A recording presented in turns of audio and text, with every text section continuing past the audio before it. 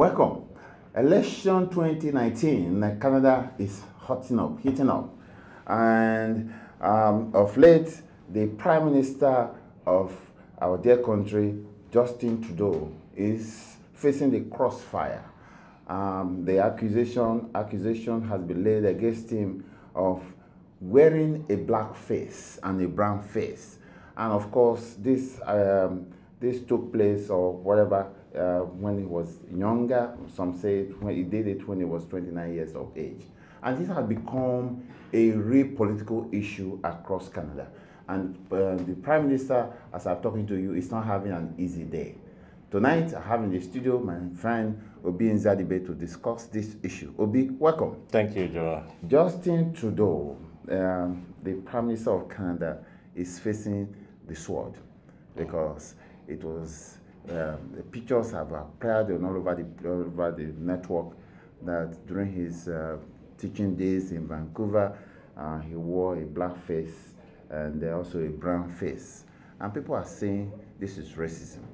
Obi, what is your take on this? Very frankly, in my view, it is not racism. Racism is something that is deeper. It is manifested in the acts and actions of a government. And Trudeau, by his acts, since he became Prime Minister, has not shown himself to be racist. So if it's not racism, he's not black. He painted himself to be black. And the argument is that you cannot use culture to play around. You are not black. You cannot paint yourself black. So it's like mimicking the race of mimicking another person's race. So what is it? So you think he's just joking around? That argument is wrong. There are many colored girls who bleach themselves to become white. At a disco party, when I was 29, under the influence of alcohol, I wouldn't have any inhibitions dressing myself to look white or to look brown. It's something that goes with a party environment. And a man as young as that, at that age, he was just having fun. His later actions in life as Prime Minister of Canada has shown that he is not racist. I know that under him there is a Minister of Defense who is Indian. I know a Minister of Immigration who is Somalian. I know several high-profile people from ethnic minorities who are playing major roles in government. So the accusation that he was racist doesn't gel with me. Justin Trudeau has gone ahead to deny that, and he even has not deny, he has said sorry. As part of what he's not proud of what he did at the age of 29. And political opponents have not taken that as a good answer. Some people are saying he should step down. Is it that act alone, is it justified or is it enough for a Prime Minister to step down from office? No, it's not. It's not at all. Not at all. I mean, people who had this picture, what did they have in mind when they kept it to themselves all these years and just bringing it up at this last moment? If they want to join issues with the Liberal government, let them join it on issues, not on things that happened 29 years ago. But the other school of thought is that they said Prime Minister Trudeau has been too economical with the truth, because he never said things like that when he was asked that is there anything you have done that you want to say, you have to bring to the open. Perhaps why did he not say so? Because the argument against Justin Trudeau is that he has been too economical with the truth, with the Laval crisis in Montreal, SNL crisis, and with this. So how can he be trusted? If there are a series of issues that you say one thing and do the other. With the SNC Laval issue, his stand was the protection of the jobs of Canadians. As a Prime Minister, you deal with varieties of issues, but the most important primary function of a Prime Minister is to protect his people, and that's what I saw him doing with that SNC Laval issue. Yeah.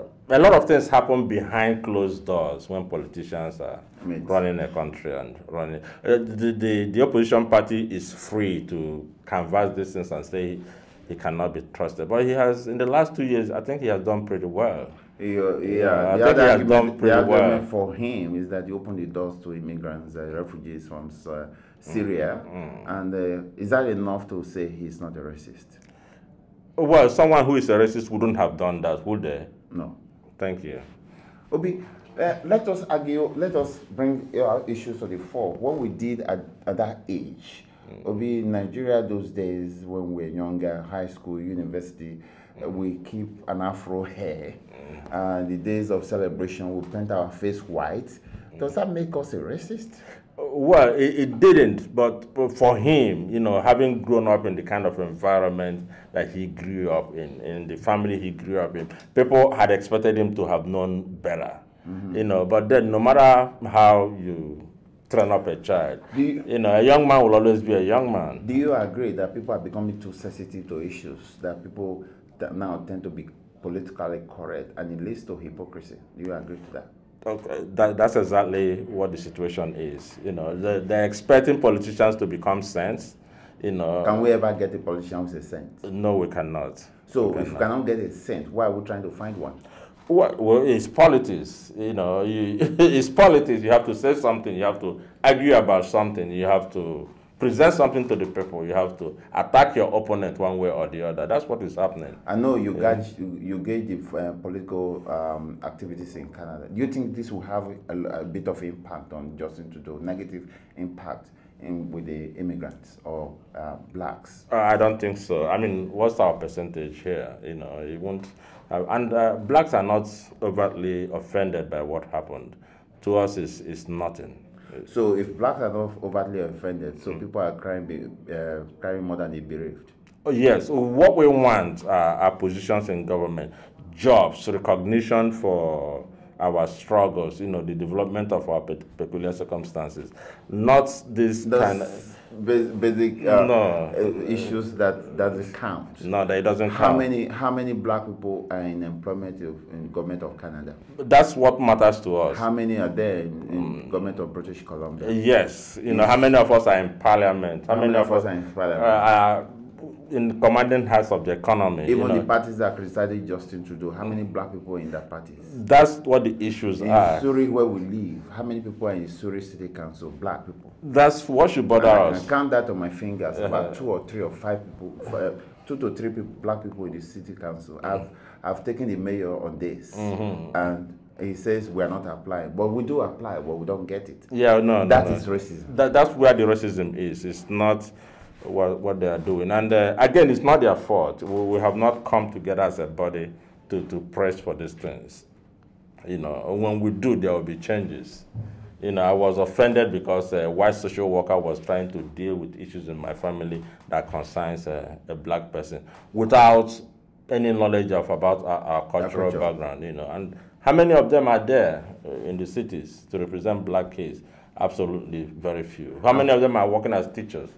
Apply for a license as a businessman in the city of Surrey or Lower Mainland. You are treated differently. You agree to that? Yeah. Yeah. So that's where the thing that should matter. So the painting of face should not be the issue. It's too superficial. We need some social restructure. That cannot happen until we come together as a group to canvass for these issues. Well, Canadians go to the poll October 15. Yes. Right.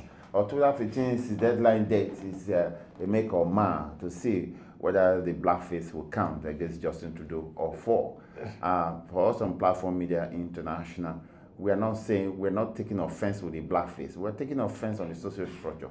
Give us a chance to make impact because we're also Canadians. Obi, you agree to that? I do, and I'll be voting Justin Trudeau on these elections. Well, as a Platform Media, as a media house, we have not endorsed yet. We're still waiting. Maybe in a week or two, we'll make a pronouncement on this channel who Platform Media will support. We definitely will make that. Obi, I want to thank you for coming to the program. Thank you. And I can't appreciate you enough.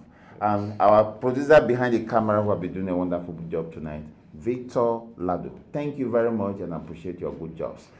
Viewers, catch us on Twitter, Facebook, and Instagram. I'm yours sincerely, Joe Ehizode, signing off and say happy good night rest. Bye-bye.